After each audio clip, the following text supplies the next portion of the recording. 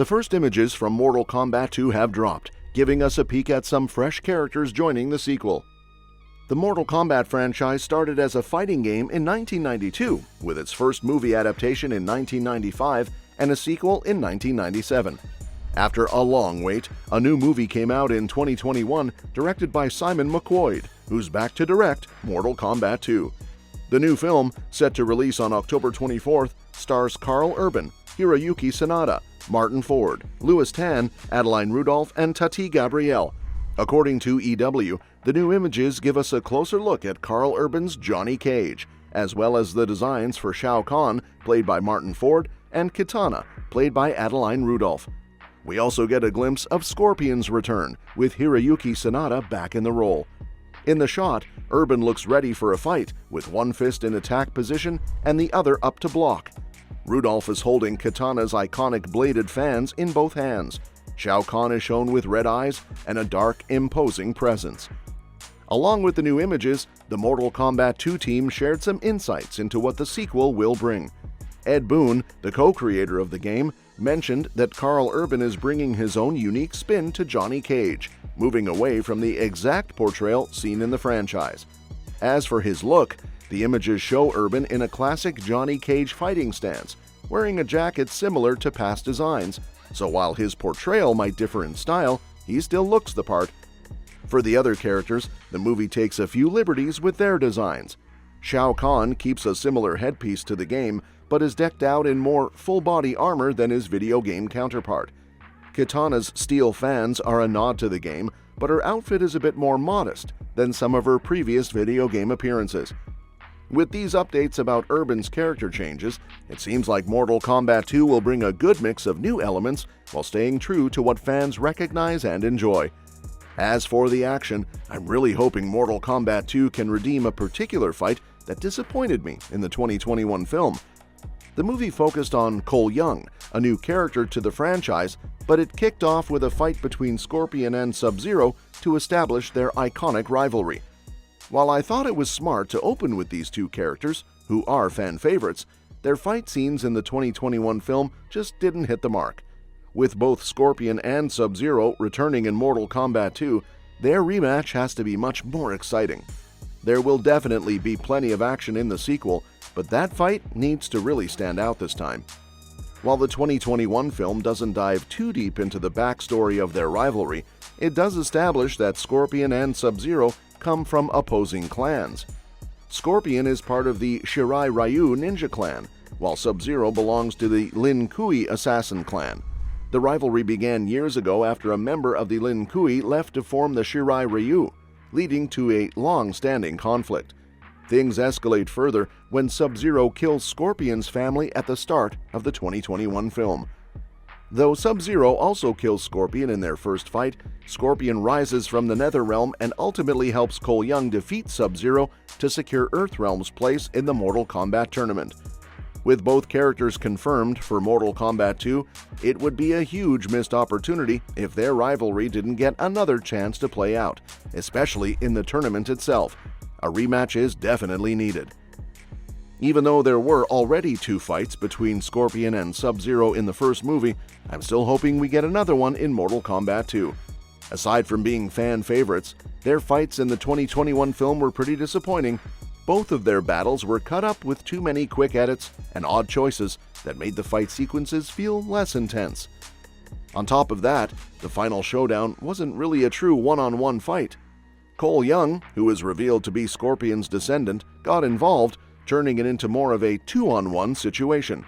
While it was cool to see Scorpion get his revenge, Cole isn't really part of the Scorpion vs. Sub-Zero rivalry, and it felt like he shouldn't have been part of that crucial moment.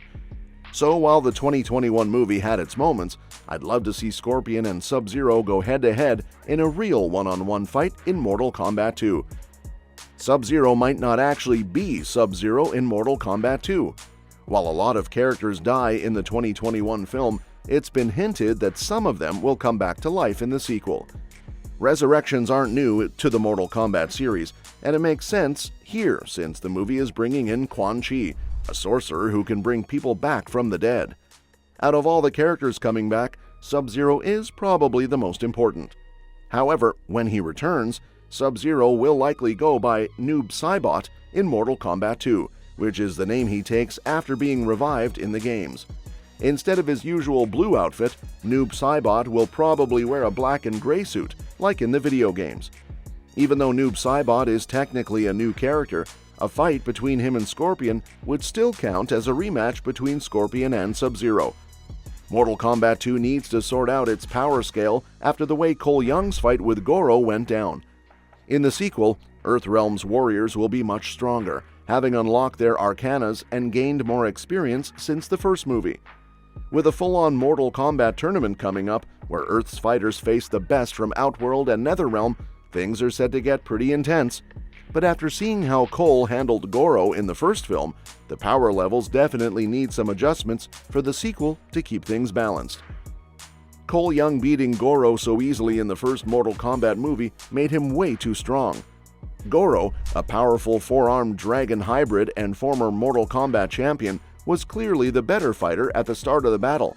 He's one of Outworld's strongest warriors, and it made sense that he'd be tough to beat. But halfway through, Cole unlocks his arcana, gaining golden armor, tonfas, and the ability to absorb and release kinetic energy.